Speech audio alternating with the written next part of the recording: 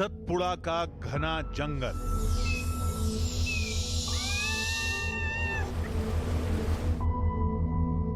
जितना खूबसूरत उतना ही खतरनाक। यहाँ पे शेर है, भालू है। वो बहुत भयंकर शेर है।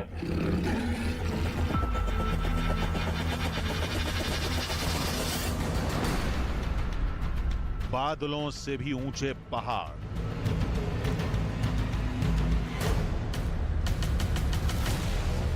सीधी खड़ी चट्टानें, गहरी खाइयां, दूर दूर तक इंसानों का नामो निशान नहीं।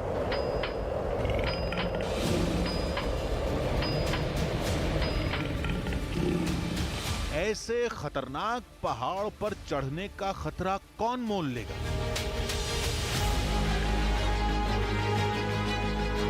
पैर के साथ सीधे खाई में। जान आफत में है। यकीन नहीं हुआ ना? अब इस खाई को देखिए। इसमें उतरने की गलती तो कोई बेवकूफ ही करेगा। ये हम हैं, सपाट पहाड़ पर चढ़ते।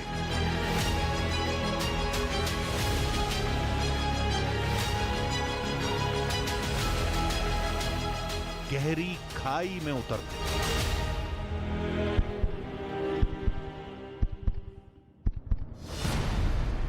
इतना खतरा है, वाकई में बहुत खतरनाक है, बिल्कुल नामुमकिन है।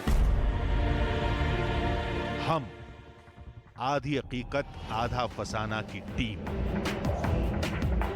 खाई के ठीक बगल में लेटा कैमरामैन, उसे गिरने से बचाने के लिए जकड़े बैठा एक शख्स, क्योंकि नीचे तो ये है खाई, सैकड़ों हजारों फीट गहरी खाई।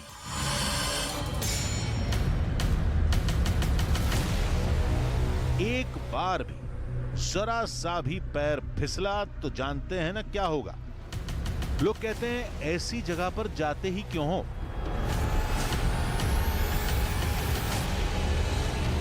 अगर हम 50 लोगों की टीम भी जाए तो हम लोग घुसने की हिम्मत नहीं कर पाएंगे। ये बहुत कठिन यात्रा है। अंगूठा रखने तक की जगह रहती है वहाँ पर। ऐसी पहाड़ चढ़ के आपको चढ़ना है। तो वहाँ पर कोई गिर गया तो उसकी बॉडी निकालना मुश्किल रहती है। लेकिन जो समझा रहे थे वो ये भी तो कह रहे थे पहाड़ों में राजमहल बना शिव का। गंगा कहाँ से आई और कहाँ लुप्त होती तो उसका आज तक कोई पता नहीं। रहस्य एक होता तो इतना खतरा नहीं उठाते।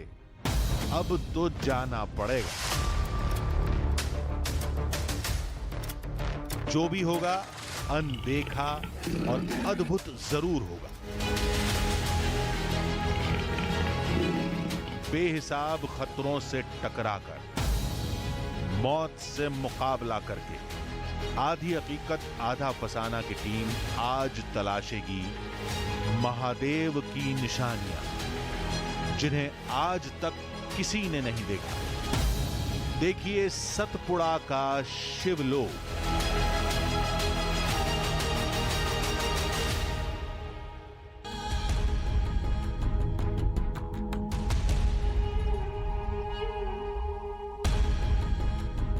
आधी हकीकत आधा फसाना। सांसें थाम लीजिए, जिगर मजबूत कर लीजिए, क्योंकि आज आप टीवी इतिहास की सबसे खतरनाक खोज देखेंगे। ये उस शिवलोक की तलाश है जिसका हर रास्ता रुद्र है और हर मोड़ मौत।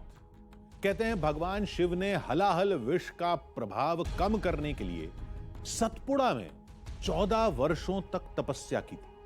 तब से लेकर आज तक महादेव हर साल वहां जाते हैं। भगवान शिव वहां एक गुफा में बने गुप्त महल में रहते हैं। वहीं किसी खाई में एक और गुफा है, उसके अंदर मां गंगा निकलती और वहीं विलुप्त हो जाती। कहां, ये कोई नहीं जानता।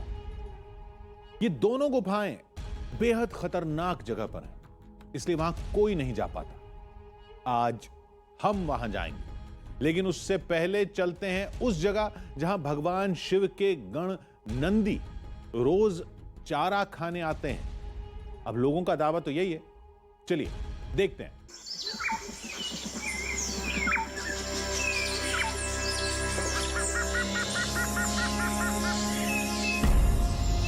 सतपुड़ा, धरती पर प्रकृति की अनदेखी अनछुई विरासत। इस जंगल में न जाने कितने रहस्य सांस ले रहे हैं।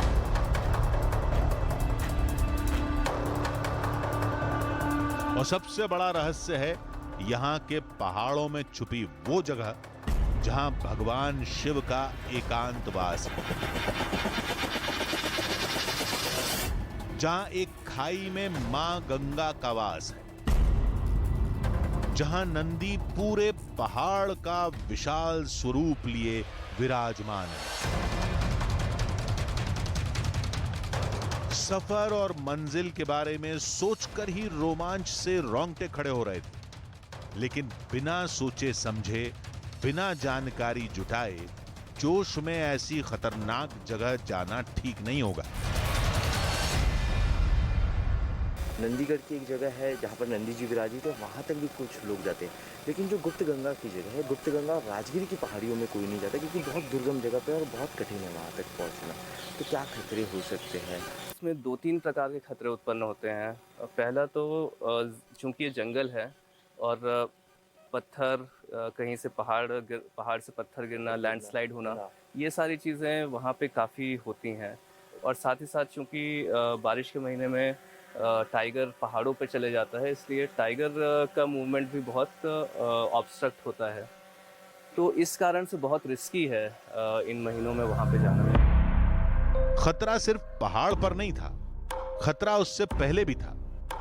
टूरिस्ट एरिया नहीं है और टाइगर का कोर एरिया है, इस वजह से वहाँ पे लोगों को अलाउ भी नहीं किया जाता है जाने के लिए। और जाना मेरे ख्याल से बहुत रिस्की भी है। फॉरेस्ट डिपार्टमेंट के लोग वहाँ पे ज़रूर पेट्रोलिंग वगैरह करते हैं। और चूंकि यहाँ पे जो टाइगर्स हैं वो बहुत टूरिस्ट उन्होंने देखे नहीं हैं, तो वो टूरिस्ट फ्रेंडली नहीं है। मतलब साफ था, खतरा हर कदम पर मिलेगा, लेकिन अब जो होगा देखा जाएगा। आज हम भगवान शिव से जुड़े साक्ष्यों को जरूर तलाशेंगे। होशंगाबाद से हम सड़क के रास्ते पचमढ़ी तक पहुंचे।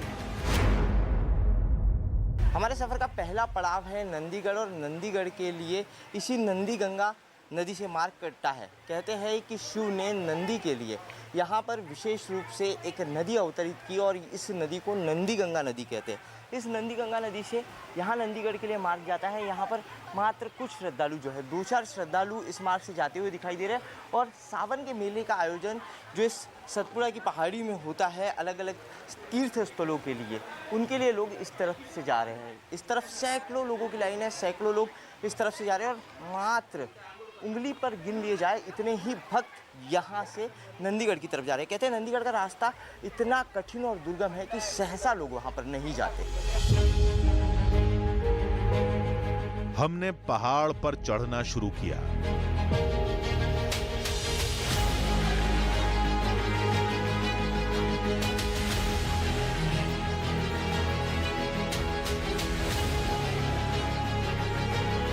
चलते चलते कई घंटे बीत गए। अब हम छोटी पहाड़ी के ऊपर थे। यहां हमें रास्ता बदलना था। हमारे आंखों के सामने है हमारे सफ़र का पहला पड़ाव। नंदी के आकार का पहाड़ आपको यहाँ दिखाई दे रहा होगा और यही नंदीगढ़ है। कहते हैं भगवान शिव माता पार्वती के साथ सतपुड़ा की वैली में जब पहुँचते हैं तो सबसे पहले इसी पहाड़ पर नंदी जी को विराजित करते हैं और इसी वजह से इस पहाड़ का आकार नंदी की तरह हो गया। लेकिन उस पहाड़ तक पहुँचने के लिए अभी हमें सतपुड़ा के करीब 2 पहाड़ों का सफ़र तय करना होगा। ये पहाड़ मेरी आंखों के सामने आपको दिख रहा है, लेकिन यहाँ से जाने का रास्ता नहीं है। हमें इस पहाड़ को यहाँ से ऐसे घूमते हुए नंदी के आकार के उस पहाड़ तक पहुँचना होगा।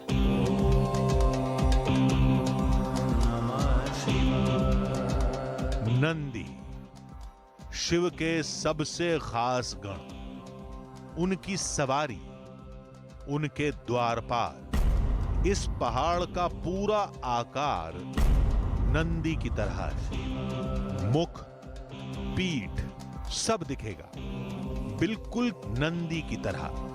कहते हैं यहीं भगवान शिव ने नंदी को छोड़ा था और उन्होंने पहाड़ का रूप ले लिया। लोगों का दावा है कि नंदी साक्षात प्रकट होकर भक्तों का दिया प्रसाद खाने आते हैं।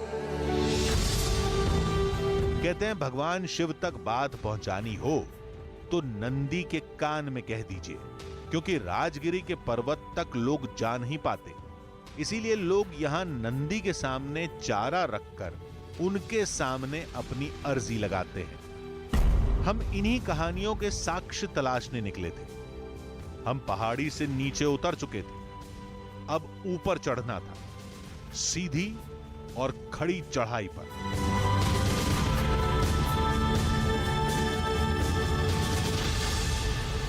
जैसा सीधे ही पहाड़ चढ़ना है जी, सीधा ऐसा सीधा पहाड़ चढ़ना है। नंदी कैसा था?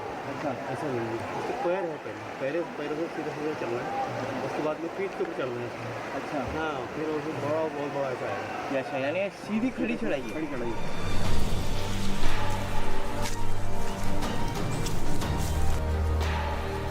पथरीला रास्ता और आसपास घना जंगल।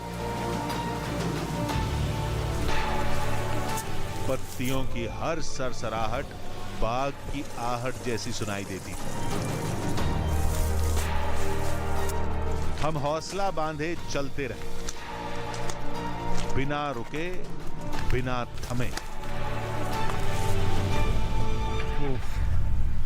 नंदीगढ़ के इस पहाड़ पर श्रद्धालु आते जाते तो, लेकिन बहुत कम श्रद्धालु आते हैं, जिस वजह से इस तरीके से झाड़ियाँ पूरे रास्तों पर फैली हुई है। और इस पहाड़ की चढ़ाई बहुत थकाने वाली है। बड़ी बड़ी चट्टानें और बड़ी बड़ी चट्टानें रास्तों पर है और इन्हीं चट्टानों से होकर आपको जाना है। इन चट्टानों से चलने में आपको शरीर का पूरा जोर लगाना पड़ता है।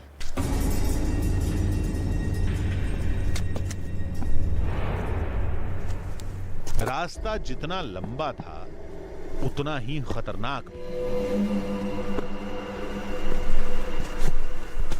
नंदीगढ़ का ये पहाड़ वाकई में बहुत खतरनाक है। देखिए, यहाँ पर चलने के लिए स्पेसिफिक इतना फीट है, ये पगडंडी है, और उसके बाद नीचे सीधे करीब 2,500 से 3,000 फीट की खाई है। ये सामने वाला पहाड़ देखिए, मेरे पैरेलल एक पहाड़ जो दिख रहा है, उस पहाड़ को देखिए। उस पहाड़ से यहाँ से ऊंचाई समझ में आएगी कि 3,000 फीट की ऊंचाई पर लगभग हम लोग इस वक्त खड़े हैं। बारिश नहीं हो रही है, ये ठीक है। अगर बारिश होती तो बारिश का पानी जब यहाँ से ऐसा निकलता है, यहाँ पर अगर गलती से किसी का पैर स्किड हो गया तो वो सीधा नीचे से खाई में। ऐसा नहीं था कि हम अकेले ही चढ़ाई कर रहे थे। नंदी के चमत्कार को देखने कुछ भक्त भी ये खतरा मोल ले रहे थे। रास्ते में हमें ऐसे ही भक्त मिल गए। ये लोग नंदीगढ़ की चोटी पर गए, अपने साथियों के लौटने का इंतजार कर रहे थे। यहाँ नंदीगढ़ बोलो, आप गुप्त गंगा बोलो, राजगिरी बोलो, पूरे पहाड़ी में शिव का वास है। उन्होंने जब पूरा सागर मंथन के टाइम में जो विष पिया था, उसका उन्होंने यहाँ 14 वर्ष रह के वो विष को समाप्त किए थे। उन पे कर्ज रहने की वजह से वो यहाँ पर 1.25 महीना अपना वास करते हैं, कैलाश छोड़ के। क्योंकि यहाँ होने के साक्ष्य है क्या? हाँ, साक्ष्य है ना। स्वयंभू शिव यहाँ विराजमान है। आप जाओ नंदीगढ़ में अपने को दूर से दिखेगा, पूरा स्वयंभू नंदी दिखता है। लोगों ने कहा लौट जाओ, खतरा बहुत ज्यादा है। नंदीगढ़ पे जाने के टाइम यहाँ लाखों लोग आते हैं। लाखों लोग आने के बाद में इनमें से 100-200 लोग ही नंदीगढ़ जाते हैं। नंदीगढ़ का रास्ता इतना खतरनाक है, पहाड़ी इतनी खतरनाक है, छोटा सा रास्ता है, ऐसा पकड़ पकड़ के चलना का तो बंदरों के समान चलना पड़ता है। और वहाँ पे इतनी खाई है कि अगर पाँव थोड़ा सा भी इधर उधर गिर गया तो आदमी इतना नीचे जाएंगे कि उसकी लाश भी नहीं मिलेगी। इतनी बड़ी खाई है। लेकिन हमें तो अब तक कोई खतरा नहीं मिला था। क्या ये लोग बेवजह डरा रहे थे? लोगों ने कहा अभी आपने कुछ देखा ही कहां है, आगे जाइए पता चल जाएगा। लेकिन हां, आप पहुंच गए तो नंदी का चमत्कार अपनी आंखों से देखेंगे।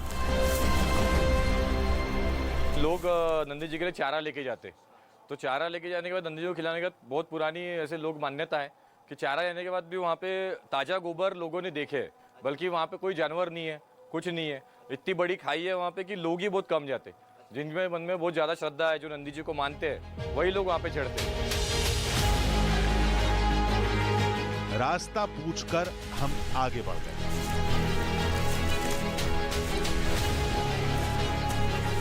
पहाड़ का थका देने वाला रास्ता अचानक खतरनाक हो गया।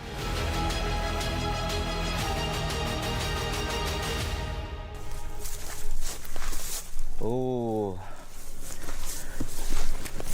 ये सबसे खतरनाक पैच लग रहा है। ऐसे ही चढ़ना है, दूसरा कोई रास्ता नहीं है। पीठ वाला पोजीशन है नंदी का। अच्छा, पूछ वाला ये जो है, ये भक्तों ने ये लगा के रखी रस्सी चढ़ने के लिए। देखिए, नंदीगढ़ की पहाड़ी का ये सबसे कठिन ट्रैक है। असली खतरा तो अब आया है। आपको नहीं लग रहा? तो ड्रोन कैमरे की नजर से देखिए। अब भी नहीं लग रहा? तो बस चंद सेकंड और रुकिए।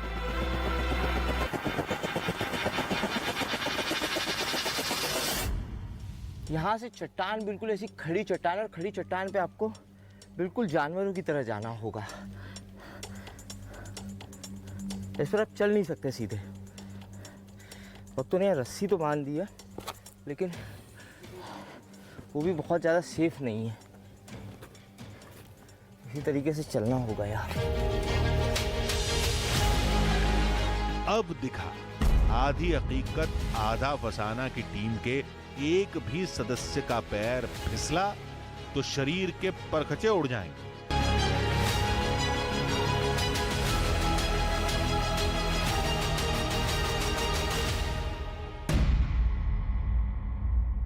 किसी तरह हम ऊपर चढ़ने में कामयाब रहे। दो चट्टानों के बीच बिल्कुल छोटी सी जगह है। हर कदम पर एक नया खतरा हमारा रास्ता रोक लेता था। कहीं रस्सी सहारा बनी तो कहीं हौसला।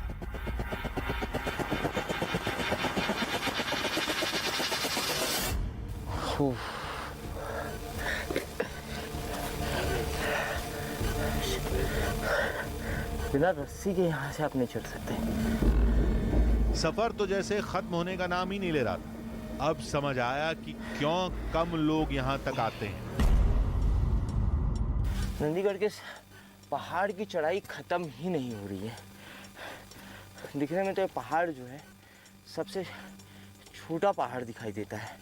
इसके मुकाबले कई पहाड़ बहुत ज़्यादा ऊंचे दिखाई देते हैं, लेकिन इसकी चढ़ाई सबसे खतरनाक और कठिन है।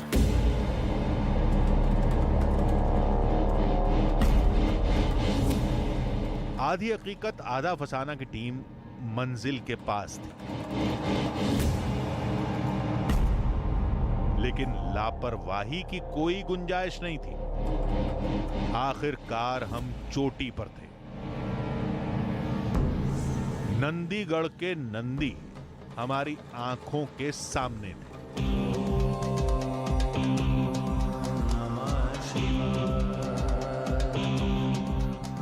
मौत फिर हार गई, हम फिर जीत गए।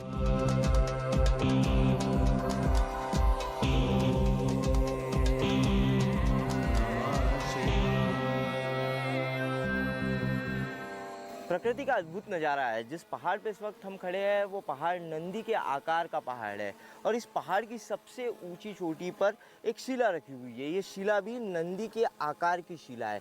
जिस तरीके से नंदी ज़मीन पर बैठता है, और नंदी का जो शेप होता है ज़मीन पर बैठने के बाद, इस तरीके से नंदी बैठते हैं। और देखिए मेरे बॉडी पोस्चर को देखिए और इस शिला के बॉडी पोस्चर को देखिए। ठीक इसी तरीके से नंदी जो है वो ज़मीन पर बैठते हैं, उसी तरीके की ये शिला यहाँ पर पहाड़ की इस चोटी पर मौजूद है। शिवाय नमः ओम शिवाय नमः, शिवाय नमः ओम नमः शिवाय। मान्यता के मुताबिक नंदी पहाड़ के स्वरूप में यहाँ मौजूद है, लेकिन भक्तों को दर्शन देने के लिए शिला रूप में प्रकट हुए थे।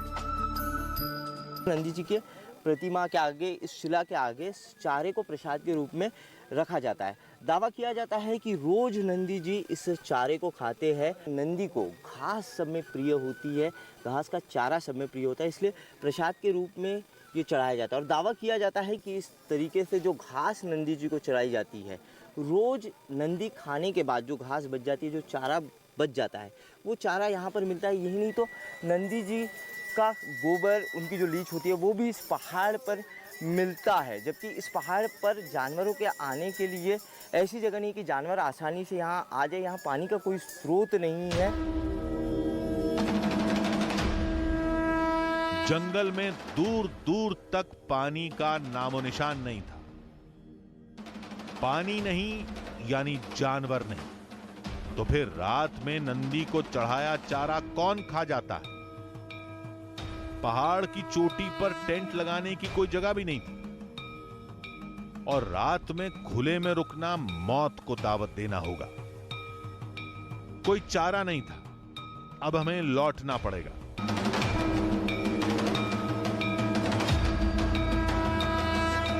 नीचे उतरते वक्त हमें बेस कैंप में वही लोग फिर मिले। चलिए इनसे गुप्त गंगा और राजगिरी पहाड़ की कहानी भी पूछ लेते हैं। गंगा में जब शंकर भगवान जब आए थे, शंकर भगवान और माता पार्वती, तो वहाँ पहले गुप्ता गंगा में गंगा जी को वहाँ उतार दिए थे। और उनको वहाँ स्थान दे दिए कि यहाँ आप विराजित हो जाओ। और वहाँ से इतना फोर्स रहता है कि अपन जैसा कोई बहुत बड़ा पाइप लगाते हैं पानी का, तो अपने को दूर फेंकता है, वैसा वहाँ से बुलबुले निकाल के बाहर फेंकता है। फेंकने के बाद में वहीं पे वहाँ से निकलता है और वहीं लुप्त हो जाता है। तो उसका आज तक कोई पता नहीं है कि गंगा कहाँ से आई और कहाँ लुप्त होती। ये कैसे हो सकता है? माना गुप्त स्थान से गंगा का पानी निकलता है, लेकिन पानी निकलेगा तो बाहर भी जाएगा। अब ये रहस्य गुप्त गंगा जाकर ही खुलेगा। इतनी बड़ी खाई है क्या साधारण इंसान जा ही नहीं सकता। वहाँ पहाड़ी को पकड़ पकड़ के ऐसा साधारण इंसान की हिम्मत नहीं होती वहाँ जाने की। अगर वहाँ ऊपर से अगर कोई गिर गया या कोई ना मेडिकल की व्यवस्था ना एम्बुलेंस की व्यवस्था है, यानी सीधा मौत को बुलाने वाला कहानी है। मैं एक 20-25 साल पहले गया था, तो हमको वहाँ दिखा था कि नीचे कोई तो भी नहीं नहा रहे हैं, 10-15 लोग। जिस गुप्त गंगा तक कोई पहुंच नहीं पाता, वहां कुछ लोग पहुंच भी गए और नहाने भी लगे। ये कैसे मुमकिन है? लोगों का कहना है कि वो दिव्य साधु हैं। गुप्त गंगा और राजगिरी तक वही जा पाते हैं। क्या है राजगिरी के अंदर? क्या क्या अंदर राज सिंहासन है, राज सिंहासन शिव का राज सिंहासन है और पूरा मंदिर का आकार है। अंदर में जितना आप अंदर जाओगे तो आपको बिल्कुल सिंहासन दिखेगा। और जैसा पहाड़ों के अंदर तो आपको वैसा थोड़ा हटाओगे, वहाँ मान्यता अनुसार पहले हीरे मोती वहाँ रहते थे। ऐसा जैसे हमारे बुजुर्ग लोग जो 100 साल के पहले जो बताते थे कि वहाँ 100 साल के पहले यहाँ हीरे मोती का वैसा जैसा अपन जहाँ अपन जा नहीं सकते थे वहाँ। अच्छा, उसकी चमक ही बहुत खतरनाक है, राजमहल की तरह। राजमहल की तरह, पूरा राजमहल की तरह ही है। अच्छा, पहाड़ों में राजमहल बना, राजमहल पर शिव का। नंदीगढ़ के रहस्य को तो हमने अपनी आंखों से देख लिया। अब बारी थी गुप्त गंगा की।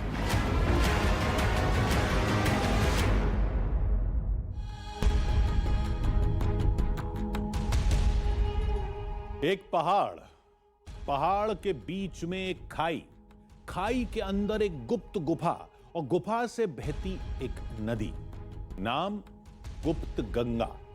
यानी वो गंगा जिसका ना आदि पता न अंत। लोगों के मुताबिक उस गुफा से एक नदी बहती है। जी हां, एक पूरी नदी।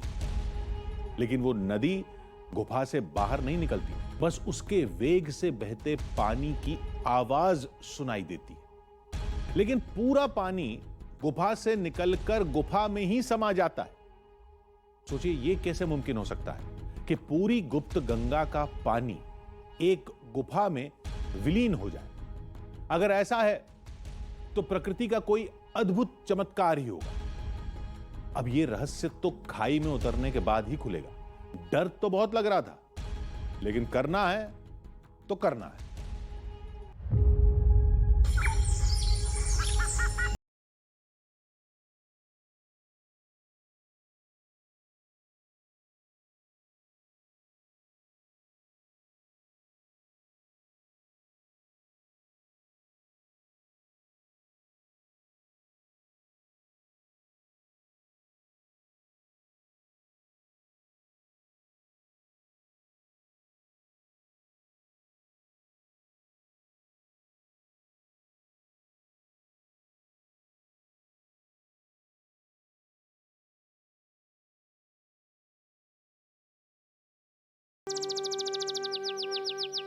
सुहानी, सुरीली और सात्विक।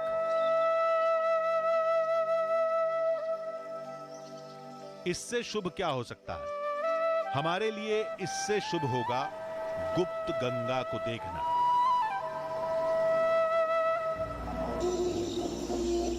उस रहस्य को तलाशना जिससे लाखों लोगों की आस्था जुड़ी है, लेकिन वो आज तक उस गुप्त गंगा के दर्शन नहीं कर पाए। नंदीगढ़ के बाद हमारे सफ़र का अगला पड़ाव है सामने उस पहाड़ पर मौजूद गुप्त गंगा। कहते हैं नंदीगढ़ के इस पहाड़ पर नंदी जी को विराजित करने के बाद भगवान शिव सामने वाले उस पहाड़ पर पहुंचे और उस पहाड़ में एक दिव्य जगह पर भगवान शिव ने अपनी जटाओं को खोला और जटाओं से गंगा को मुक्त किया, जिस वजह से वो जगह गुप्त गंगा कहलाई। इसके बाद भगवान शिव माता पार्वती को लेकर सतपुड़ा की इन वैलियों से होते हुए, सतपुड़ा की इन वादियों से होते हुए एकांतवास में समय बिताने के लिए राजगिरी जा पहुंचे।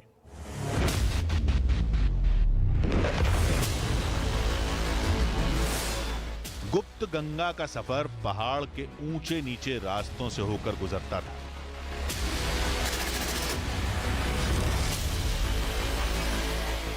कई घंटों तक चलने के बाद हम दूसरे पहाड़ पर पहुंचे। नंदीगढ़ के पड़ाव के बाद गुप्त गंगा की गुप्त गुफा तक पहुंचने के लिए हमें एक पहाड़ को उतरकर दूसरे पहाड़ को चढ़ना पड़ता है। दूसरे पहाड़ की चढ़ाई हमने शुरू कर दी है गुप्त गंगा के लिए, लेकिन ये चढ़ाई भी कोई आसान चढ़ाई नहीं है। पहाड़ यहाँ भी एकदम सीधा और खड़ा है। कदमों तक सीमित बेहद संकीर्णा रास्ता और दूसरी तरफ खाई। अगर फिसल गया पूरा अंदर कहीं दिखेगा नहीं आदमी। अगर फिसल गया तो सीधा अंदर। भाई विशाल का वृक्ष है नीचे, लेकिन वो पौधों की तरह नजर आ रहा है। बीच में वो जगह मिली जहां तक मां गंगा के भक्त जाते हैं। ये चित्रशाला माता का मंदिर है। जो भक्त गुप्त गंगा तक नहीं जा पाते वो यहीं पर गुप्त गंगा की पूजा कर यात्रा में आगे बढ़ जाते हैं। इस पहाड़ के निचली जगह पर भी गुप्त गंगा की गुप्त गुफा है, लेकिन वहां तक पहुंचना बहुत मुश्किल है। इस मंदिर के आगे कोई नहीं जाता। भक्तों को छोड़ हम आगे बढ़ चले।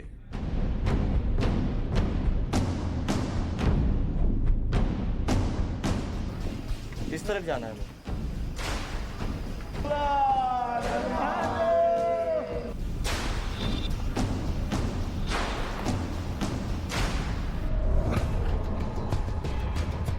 हमें रात होने से पहले गुप्त गंगा की खाई तलाशनी थी। उसका रहस्य सुलझाना था और लौटना भी था। वक्त कम था, लेकिन जल्दबाजी करने पर हादसे का खतरा था। यहाँ सीढ़ियाँ तो लगाई है कुछ श्रद्धालुओं ने, भक्तों ने, लेकिन वो अनस्टेबल है काफी। कई जगहों से उखड़ी हुई है, पर चलना बेहद खतरनाक है। थोड़ा आगे चलने पर सीढ़ियां दिखाई दी। हर पड़ाव का आगे का सफर और ज्यादा खतरनाक होते हुए जा रहा है। गुप्त गंगा के रास्ते पर हम जा रहे हैं। यहाँ पर ऊपर चढ़ने के लिए सीढ़ी तो लगाई गई है, लेकिन ये सीढ़ी किसी मौत के खेल से कम नहीं है। देखिए, यहाँ से नीचे हजारों फीट की खाई और आपको सीढ़ी के सहारे ऊपर चढ़ना है, लेकिन सीढ़ी पे पकड़ने के लिए जो दो साइड्स हैं ये सलाखों से बने हुए हैं और इन पे काफी फिसलन है।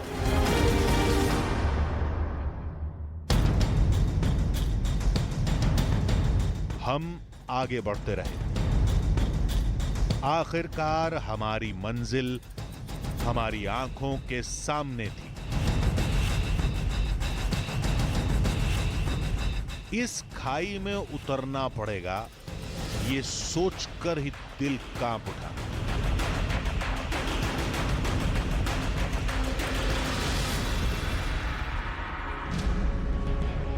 जर्जर हो चुकी सालों पुरानी सीढ़ियां और सैकड़ों फीट गहरी खाई।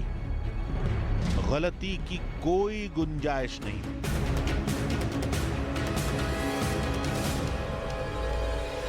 देखिए, गुप्त गंगा का पूरा रास्ता खाली है। गुप्त गंगा के रास्ते पे एक भी श्रद्धालु नहीं है और इस रास्ते को देखकर अंदाज़ा लगाया जा सकता है कि क्यों यहाँ लोग नहीं आते। और पता नहीं किस तरीके से ये सीढ़ियाँ यहाँ पे श्रद्धालुओं ने, भक्तों ने लगाई है। हर कदम के साथ दिल की धड़कनें बढ़ती जा रही थी।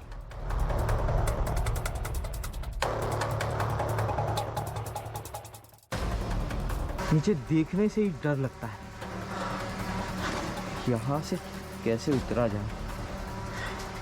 एक मिनट रुकिए, मैं पलट जाता हूँ। ऐसे उतरना यहाँ से संभव नहीं है।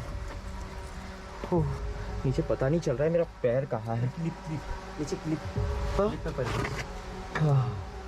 ओह, यहाँ से बहुत संभल के उतरिएगा आप लोग।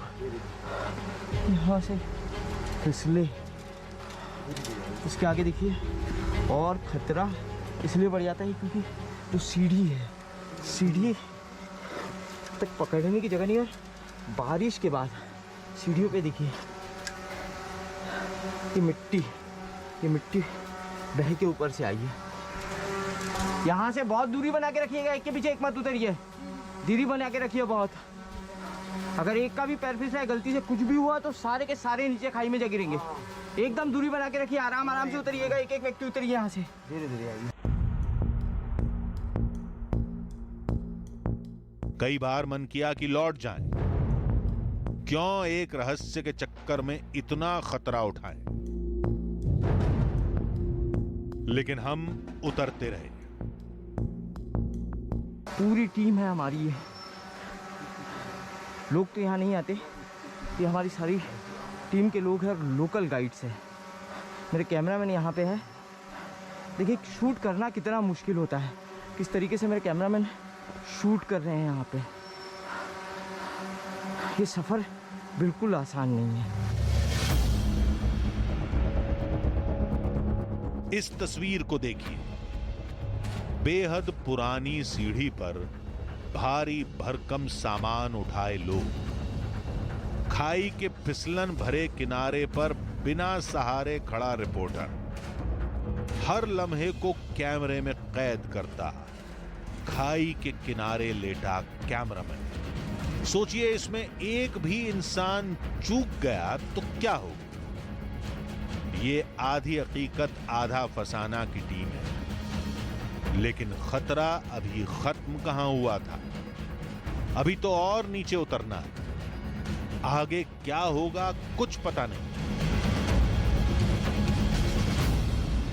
कहते हैं इसी के नीचे से गुप्त गंगा बहती है। ये पहाड़ है, इस पहाड़ के अंदर एक गुफा है और उसी गुफा के अंदर गुप्त गंगा बहती है।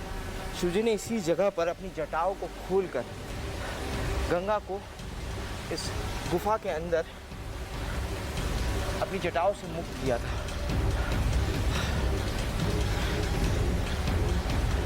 हमारे दूसरे पड़ाव के मुहाने के करीब हम हैं, लेकिन मुझे कुछ कहने की ज़रूरत नहीं है। ये मंजर सब कुछ बयां कर रहा है कि गुप्त गंगा तक पहुंचने में कितना खतरा है। अभी खाई और गहरी थी। हमने नीचे उतरने के लिए तैयारी शुरू की।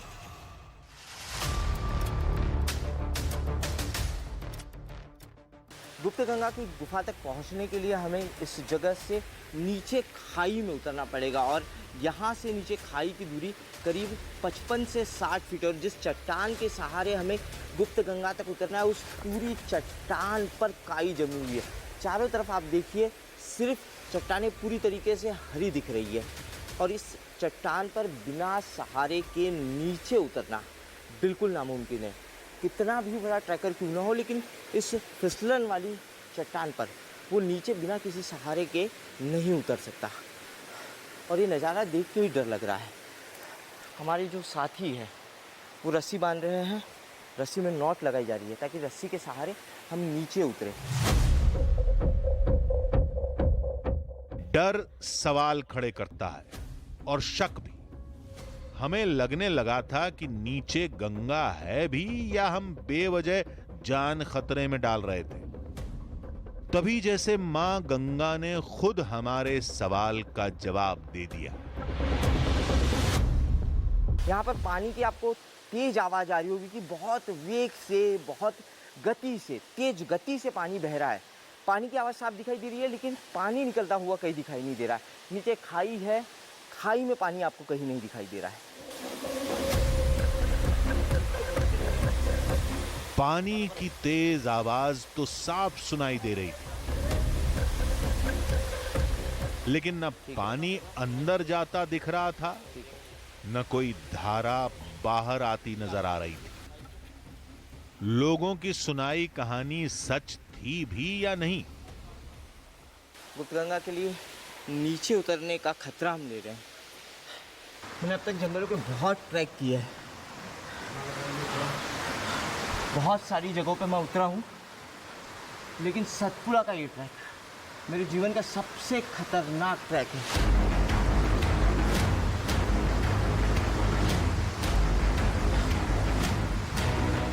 इतने कठिन ट्रैक मैंने अब तक नहीं किया।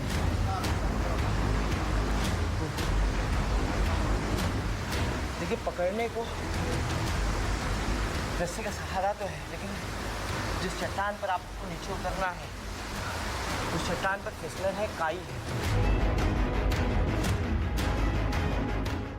पैरों के नीचे काई और फिसलन, चट्टानों में छुपे सांपों का खतरा और सहारे को बस ऊपर बंधी रस्सी, और वो भी आगे जाकर खत्म हो गई। अब रस्से का साथ भी छूट गया। रस्से ने वहां तक साथ दिया। अब यहाँ से चट्टान को चढ़ना है। नीचे पानी का बहुत शोर है, बहुत तेज गति से पानी बह रहा है, लेकिन निकलते हुए कहीं से नहीं दिखाई दे रहा है। ये चमत्कार है गुप्त गंगा का, और उसी चमत्कार को दिखाने के लिए हम इतना खतरा मोल ले रहे हैं। कहते हैं कि गुप्त गंगा इस पहाड़ी के अंदर तो मौजूद है, लेकिन वो कहीं इस वैली में, सतपुड़ा की इस पहाड़ी में नहीं निकलती। वो गुफा के अंदर निकलती है और गुफा के अंदर ही विलीन हो जाती है। और ऐसा चमत्कार या ऐसा अद्भुत नज़ारा अभी तक किसी टीवी स्क्रीन पर नहीं दिखा होगा। आपको वो नज़ारा दिखाने के लिए हम इतना रिस्क ले रहे हैं। फिर वो दिखी जिन्होंने पल भर में सारे खौफ, तमाम आशंकाओं और सैकड़ों सवालों को शून्य कर दिया। मां, जी हां, कुछ इसी नाम से उनके भक्त उनको पुकारते हैं। ये गुप्त गंगा का पानी आ रहा है और गुप्त गंगा की गुफा के अंदर ही चले जा रहा है। यहाँ से लेके ऐसे, ये जो आपको विशाल काय चट्टान दिख रही है, ये गुप्त गंगा के गुफा की पहाड़ की चट्टान है। यहाँ से अंदर से गुप्त गंगा का पानी आ रहा है और ये घूमकर यहाँ इसी गुफा के अंदर विलीन हो जा रहा है। और इसी गुफा के ठीक बाहर निचला हिस्सा है। हमने ड्रोन शॉट लिया, ड्रोन से देखा, लेकिन वहाँ पर गुप्त गंगा का पानी नहीं था बिल्कुल भी। वहाँ पर कोई पानी मौजूद नहीं था गुप्त गंगा का। गुप्त गंगा तो सामने थी, लेकिन न पानी का स्रोत दिख रहा था और ना ही अंत। यहाँ से गुप्त गंगा का पानी इस जगह से अंदर आ रहा है और कहते हैं अंदर वो जगह मौजूद है जहाँ पर शिवजी ने अपनी जटाओं को खोलकर गंगा को मुक्त किया था। ये दो बड़ी बड़ी विशालकाय चट्टानों के बीच से होकर आपको यहाँ अंदर घुसना होता है और यहाँ अंदर पानी की तेज धार चट्टान के बीच से बिल्कुल निकलती हुई दिखाई दे रही है। पानी एक दूसरी गुफा से बहकर आ रहा था, लेकिन इस पानी में उतरकर आगे जाना मुमकिन नहीं था। पिछली गुफा में भी पानी शीशे की तरह साफ था, इसलिए जमीन साफ दिख रही थी। यहां भी पानी में कोई गंदगी नहीं थी। लेकिन पानी के नीचे की सतह काली थी, यानी वहां बहुत गहराई होगी। उस गुफा के अंदर पहुंच पाना बिल्कुल नामुमकिन है। नीचे कुंड है और पता नहीं कितना गहरा कुंड है और इसके अंदर कौन से जलीय जीव है या क्या खतरा है। सामने यहाँ से गुफा में साफ दिखाई दे रही है, लेकिन उस गुफा के अंदर जा पाना बिल्कुल भी मुमकिन नहीं है। शाम गहराने लगी थी। पानी का स्रोत पता करने का वक्त अब नहीं था, लेकिन पहाड़ से फूटी गंगा का पानी आखिर कहां विलीन हो जाता है। हमने वो जगह और वजह तलाशनी शुरू की। देखिए, गुप्त गंगा की गुफा से ये पानी की धारा, ये जल यहाँ पर आ रहा है और यहाँ से ये गुप्त गंगा की गुफा है। इस चट्टान की वजह से गुफा का ये रास्ता, गुफा का ये मुहाना ढक चुका है। वहाँ पर जाना बिल्कुल मुमकिन नहीं है और यहाँ से देख पाना भी बिल्कुल नामुमकिन है। कुछ अंदर का देख भी नहीं पा रहे और यहाँ से जाने की जगह नहीं है कि इंसान इसके अंदर से चले जाए। इस भारी भरकम चट्टान को हटाना मुमकिन नहीं था, लेकिन एक भ्रम जरूर मिट गया। लोगों की मान्यता सच थी। पहाड़ की खाई में गुप्त गंगा साक्षात मौजूद है, लेकिन उनके विलुप्त होने का रहस्य अभी बना रहेगा।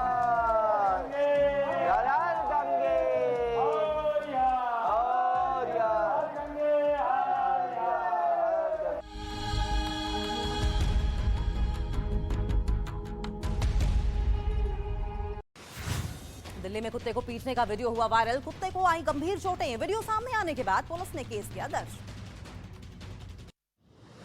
और मध्य प्रदेश के शिवपुरी में चोरी के शक में गांव वालों ने 2 लोगों को पीटा, जूते की माला पहनाकर घुमाया। वीडियो वायरल होने पर लोगों के खिलाफ केस किया दर्ज। यूपी के ललितपुर में अवैध शराब की तस्करी के खिलाफ आबकारी विभाग ने की छापेमारी। 240 लीटर और लहन को किया नष्ट। जम्मू कश्मीर के कुपवाड़ा में दर्दनाक हादसा हो गया। घर में आग लगने से अंदर सो रहे 2 नाबालिग भाई बहनों की मौत हो गई। पश्चिम बंगाल के सिलीगुड़ी में आग लगने से हड़कंप मच गया। कई घरों में आग लगी। फायर ब्रिगेड ने आग पर काबू पाया। पटना के दानापुर में एक पिकअप वैन में अचानक आग लग गई। पिकअप वैन जलकर राख हो गई। दमकल विभाग की गाड़ियां समेत कई प्रदेशों के मंत्री, मुख्यमंत्री रोड शो की अगुवाई करेंगे।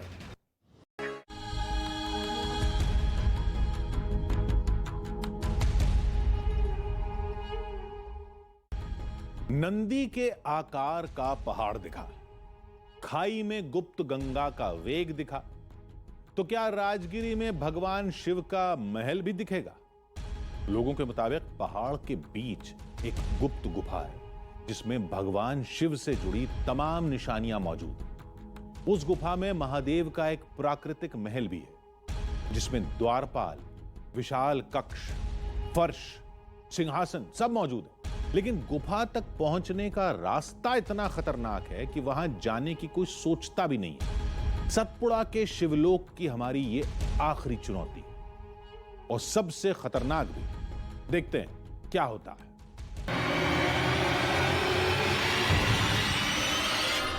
हमने चढ़ाई शुरू की।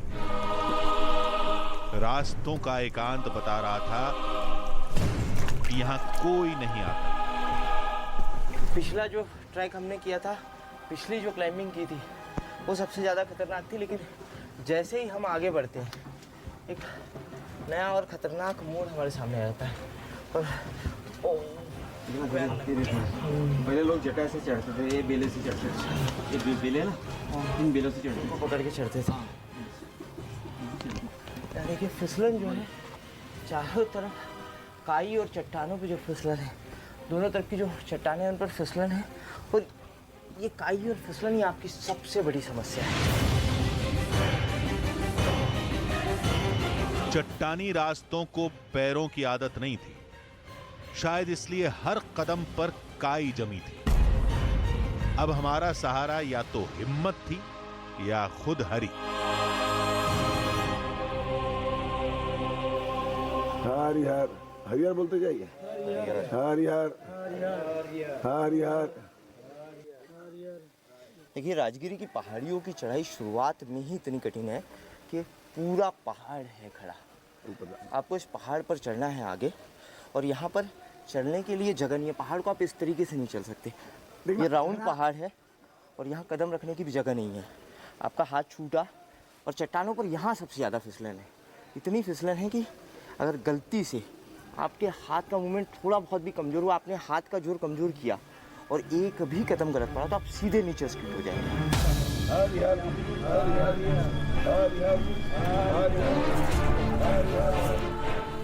पगडंडियां खत्म हो गई, अब खड़ी चढ़ाई पर चढ़ना था।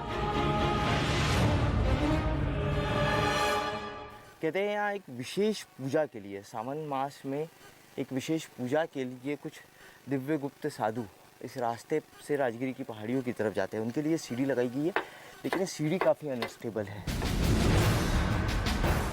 चट्टान पर पैर जमाकर चढ़ेंगे, रस्सी मजबूती से पकड़कर रखेंगे। पैर फिसला तो रस्सी बचा लेगी, लेकिन अगर रस्सी टूट गई तब क्या करेंगे? देखिए, जगह बिल्कुल अनसेफ है यहाँ से चढ़ना, बिल्कुल फिसलन है। और रस्सी जिस जगह पे बंधी हुई है, रस्सी यहाँ से एक पेड़ की छोटी सी शाखा निकली हुई है, उस शाखा पे रस्सी बंधी हुई है। ये ऐसा लग रहा है कि 7-8 साल पहले, 10 साल पहले ये रस्सी शायद से बांधी गई है। अगर रस्सी बीच में टूट गई तो हम एकदम सीधे नीचे, यहाँ से आगे जाने की इजाज़त नहीं है इंसानों को। और ये स्थिति देखकर बिल्कुल समझ में आ रहा है, लेकिन राजगिरी की रहस्यमय गुफा आपको दिखाने के लिए हमें खतरा मोल ले रहे हैं। डर अंदर से बहुत लग रहा है।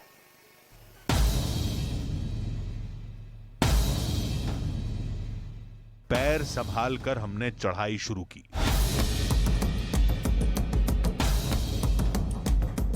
लेकिन फिर वही हुआ जिसका डर था।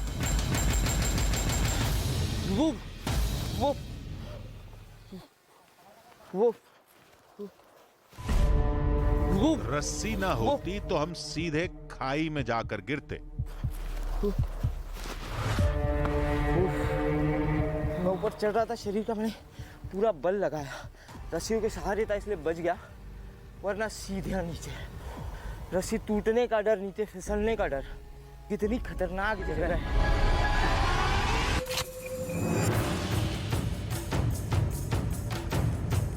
रस्सी पर ज्यादा देर लटकेंगे तो रस्सी कमजोर होकर टूट सकती थी। हमने तुरंत आदिवासियों का तरीका अपनाया। देखिए, जूते जो है वो उतार लिया हमने। अब पैरों की ये जो उंगलियां हैं, इन उंगलियों को यहाँ जहाँ थोड़ी थोड़ी जगह है चट्टानों के बीच में इस तरीके की, इस जगह पर फंसाना होगा।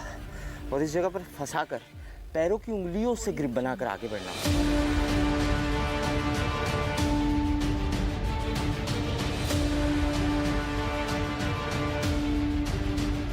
आखिरकार हम ऊपर पहुंच गए। ये देखकर बाकी साथियों की हिम्मत बनी और वो भी ऊपर आ गए। खतरा खत्म नहीं हुआ था। अब न रस्सी थी, न सीढ़ी, न कोई और सहारा। बहुत संभाल के चलिएगा, यहाँ जगह नहीं है बिल्कुल। जैसे जैसे हम राजगिरी की गुफा के लिए आगे बढ़ते जा रहे हैं, मुश्किलें और ज़्यादा बढ़ती जा रही है। यहाँ से इंसानों का चलना बिल्कुल नामुमकिन है। एक तरफ पूरा पहाड़ है, एक तरफ पहाड़ की ये चट्टान है, और दूसरे तरफ हजारों फीट नीचे खाई है। पैर भर रखने की जगह है। ये जो स्पेस है यहाँ पर इतना कम है कि आप सिर्फ यहाँ पर पैर रख सकते हैं। और सबसे बड़ी जो परेशानी है वो है काई। हर जगह फिसलन और काई। और इस स्पेस पे आपको बिल्कुल इस चट्टान से चिपक के चलना है।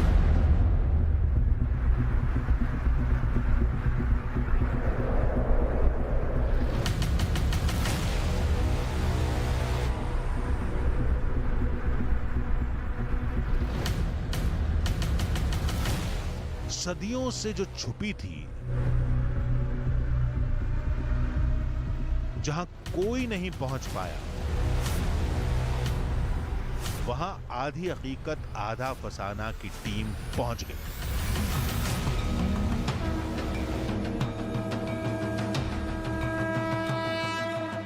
भगवान शिव की गुफा हमारे सामने थी।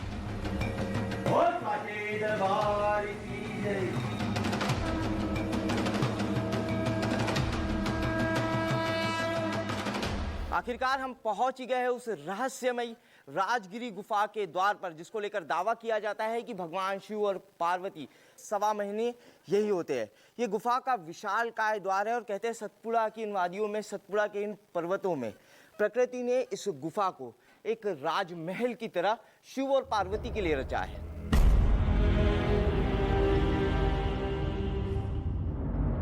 गुफा के मुहाने पर सैकड़ों शिवलिंग बने हुए थे।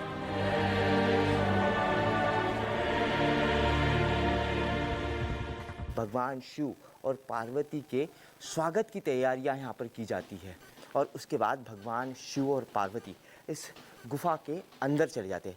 कहते हैं इस पूजा के बाद इस गुफा में कोई नहीं रहता। जो दिव्य साधु संत यहाँ पर इस पूजा के लिए आते हैं वो भी पूजा कर कर तुरंत इस गुफा को छोड़ देते हैं। गुफा तो दिख गई, लेकिन लोगों ने जिस प्राकृतिक महल का दावा किया था वो कहां है?